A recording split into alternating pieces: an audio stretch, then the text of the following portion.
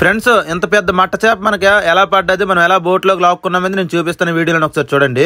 ఆ చేప అయితే మనకి తాడుకు పడ్డది. తాడుకైతే మనం సావాడేర్లు కుట్టాము. మనం ఒక్క గేల ముళ్ళు వేయలేదు, ఒక 100 గేల ముళ్ళు పైగా వేసాము. ఇప్పుడైతే ఆ చేప మనకి పడ్డది. ఆ చేపను నేను ఏ విధంగా లాగుతున్నాను ఒకసారి చూడండి.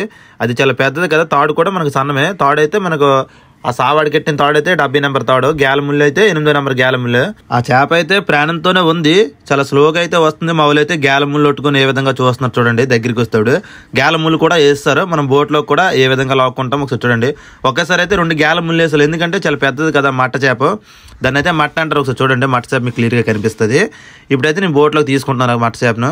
చాలా వెయిట్ ఉంది, ఒక 17 కేజీల నుంచి ఒక 20 కేజీలు పైగా ఉండొచ్చు అనుకుంటాను నేనైతే. అంత వెయిట్ ఉందా మట్ట చేప, మీకు క్లియర్గా నేను చూపిస్తాను. మీకు ఒకసారి మీకే అర్థమవుతుంది చూడండి. ఒకసారి అయితే నేను ఎత్తున్నాను కదా, చాలా వెయిట్ అయితే ఉంది.